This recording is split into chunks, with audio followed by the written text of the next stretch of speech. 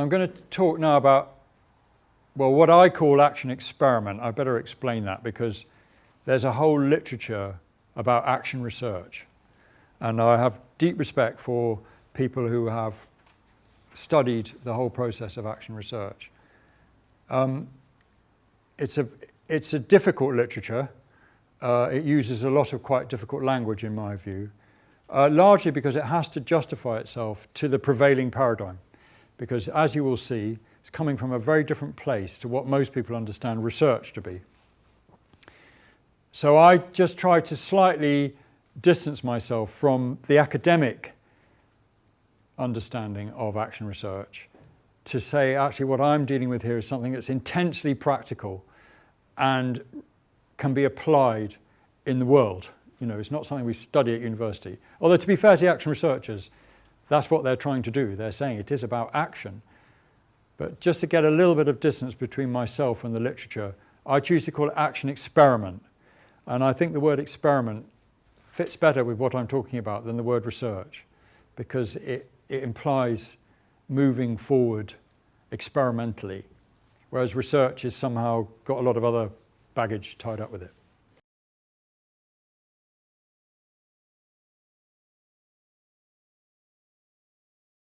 What we're essentially doing is saying that the world's too complex to be immediately understood by analysis. What we could find is that one of the experiments we might do is to do some analysis. So I'm not actually rejecting the possibility of analysis, but we would do it under the umbrella of our experiment. So what is action experiment? Well, the key idea is that we experiment our way forward. It's nothing more than that.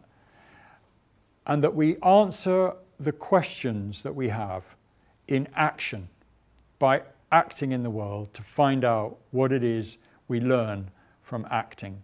And that's not the same as answering our questions by reflecting, or if we want to know more about ourselves, by digging deep back into our past histories and so on.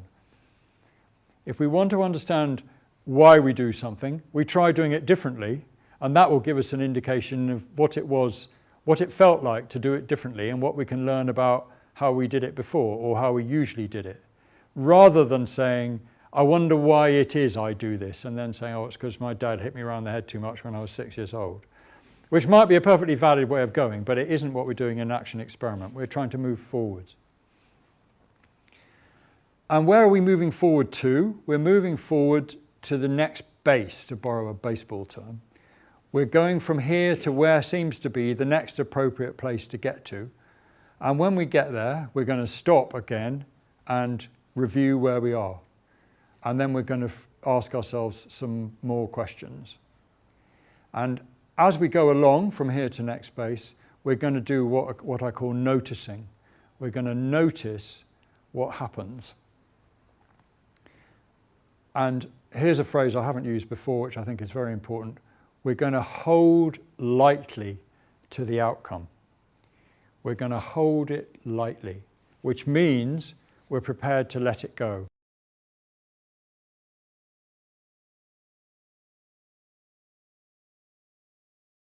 So I'm just going to work through what are the elements of action experiment, because there's a cycle. It works in cycles, and there are elements to the cycle.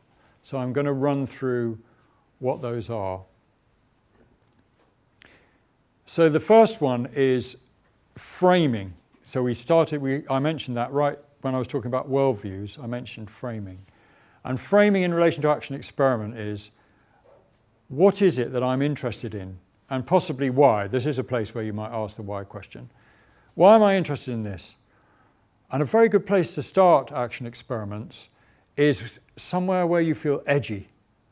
Somewhere where you think, I'm on a learning edge here. This means something to me. It moves me in some way. It makes me feel uncomfortable. It's an issue I want to solve. It's something about myself or my organization that I want to better understand. So I frame it, I describe it, what it is, why I'm interested in it, what it is about it that gives me that interest. And coming out of that framing, usually there'd be some sort of aspiration. So what actually is it that I would like to make better, achieve, get to? And I use the word aspiration deliberately because an aspiration is not like a target or a goal. These words are very hard. A goal has sticks around it generally. A target is a thing that you try and hit the middle of. An aspiration is something much more diffuse. Deliberately so, because you can hold lightly to an aspiration, but you can't hold lightly to a target very often, because if you don't achieve it, you lose your pay or whatever. So deliberately saying that what I think I want to achieve here is this. And the reason why it's important is because very often when you begin an action experiment series of cycles, that aspiration very quickly changes. That once you've gone into some experimental action, you find yourself saying, actually, I realise now that wasn't quite what I was interested in, or that wasn't quite what I wanted to achieve. There's something else at work here. So there's a kind of deepening that tends to happen. But I think you still need, why am I doing this? That's your aspiration at the start. But maybe not holding to it so hard that it becomes a target or something to beat yourself up with if you don't achieve it. So with your frame and your aspiration, you then do some reflection. And reflecting on, well, where are we now? What is happening here? And a big part of this reflection in action experiment, and this does make it very different from the objective forms of research, a question that needs to come up is, where am I in this? And this is a very important question. So where are my assumptions, beliefs, values playing into what I'm looking at and what I'm interested in? Or if we're doing this together, where are we in this? What is it that we're bringing? How am I seeing this thing? Am I right in the way I'm seeing it? Do I want to experiment even with how I'm seeing it? I'm not going to say what should be in the reflective mix, obviously not, but there needs to be a period of thinking about, well, what is it that I'm interested in here? How is it working now? What do I feel about it? What do I think about it? What do others think? And coming out of that reflection will be some or one questions. How would it be if? What I want to know is, how would things be if something could happen? And that something to happen is probably something different to what is happening now. Now for me, this is the trickiest part of action experiment, is how to get from your questions about whatever system it is you're looking at and how you would like to aspire to make it better, from the questions to acting in the world, to finding what is it I'm going to go out into the world to do, to experiment, to answer these questions for myself.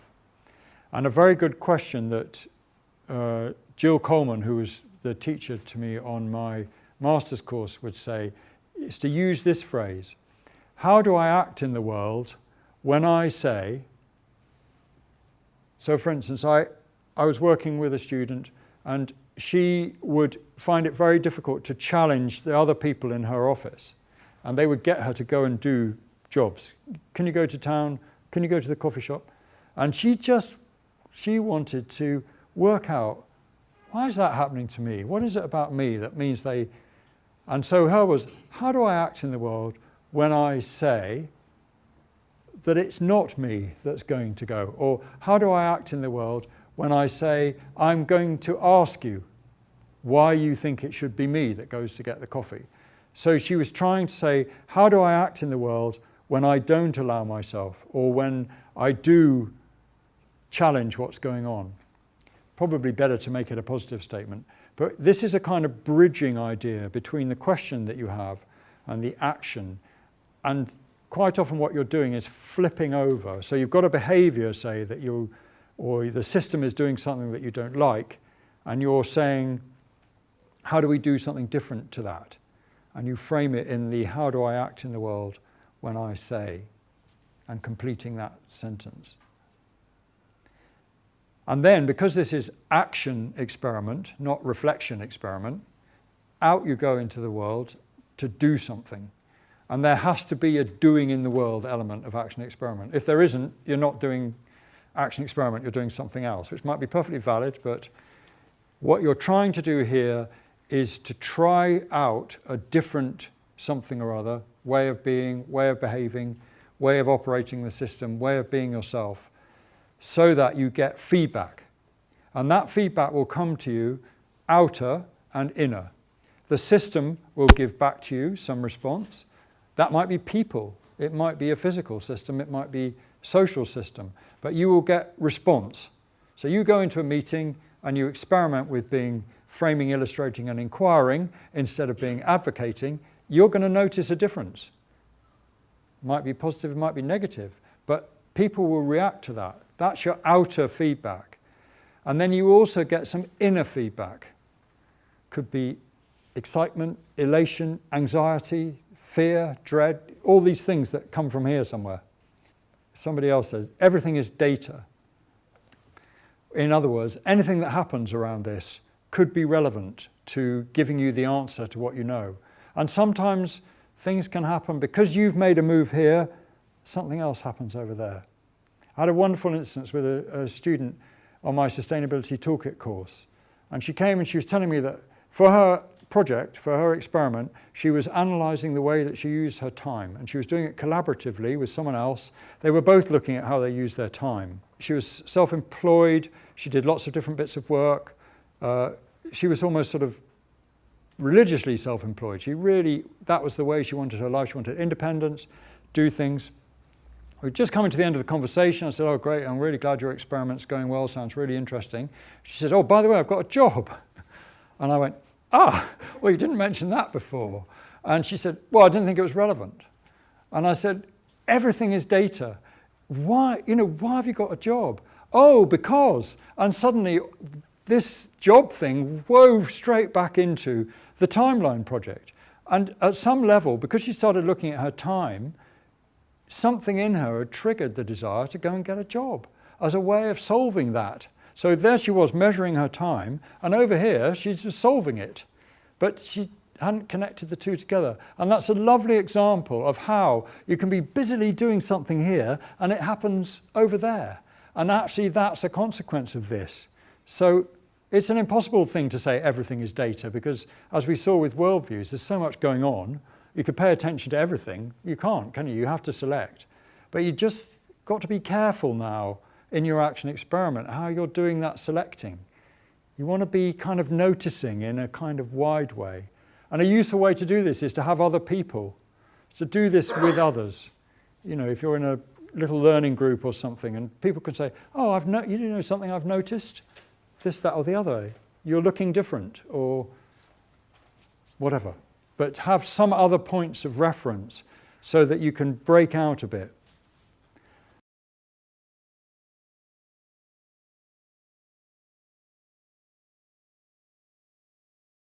Anyway, this is all about acting in the world. You've framed, you've got your aspiration, you've reflected, you've got your questions, you've gone out into the world to answer your question in action. And as you go about that acting in the world, you notice. And noticing is a great skill, really. It's not an easy thing to do. It's not judging. You know, you might be working on your temper or something and you lose your temper again. It's not about you saying, I've lost my temper again. It's about saying, that's interesting, I lost my temper. And then you can start to wonder, reflect on that. Why was that? What triggered it? What can I learn from that? So noticing is a hard thing. We're all given to judgment. We're almost taught it, really, hardwired to judge ourselves. And a good way of noticing is to do journal writing, especially speed journal writing. You can look up free fall writing. I'm not going to go into it in depth here, but it essentially means just dumping down your arm whatever comes. No editing, no going back, no crossing out. Just let come what comes, and then look at what you've written. And it can be fascinating because there's a sort of unedited process that lets you just bring stuff out. It might have judgments in it, but there'll be a lot of noticing in there, be a lot of describing of the world rather than necessarily judging and defining and so on.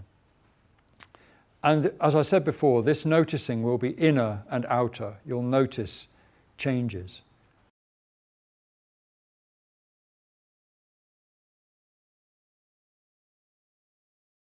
So record the noticing if you can. That's not an obligation. I think it's a helpful thing. Writing, I think, is a very good way of processing. But whatever suits you, and different people find different ways of achieving this. And then you come back to reflecting. So you've acted in the world, you've noticed, things have changed around you, and you come back and reflect. And in that reflection, you're bringing back your where am I in this? How are my assumptions and beliefs affecting this? So I can probably hear a question in your mind. This sounds all a bit me-ish, but in the world in which you live, you are the center of every system that you look at. You are a part of every system with which you engage, and that system engages back with you. So action experiment is saying there is really no other place to work from other than what is this system doing for me? But of course, if you're working in a shared system, like an organizational system, you very quickly say, what is this system doing for us? And you gather together all your separate I and pool them. And then you're doing something that's called collaborative inquiry or second person. And of course, that can be a very powerful process. And in terms of organizational change, an incredibly exciting way of experimenting with different ways and getting that multiple view of what's going on. But it begins with, how do I do this myself? How do I do action experiment?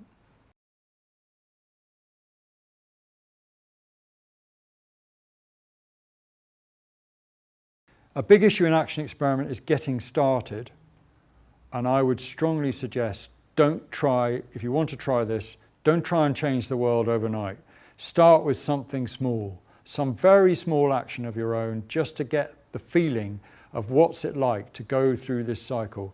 Frame something to yourself, give yourself an aspiration, reflect on how it is now, get the questions out, decide how to act to answer those questions, notice how that goes, record it, come back to and reflect, begin again.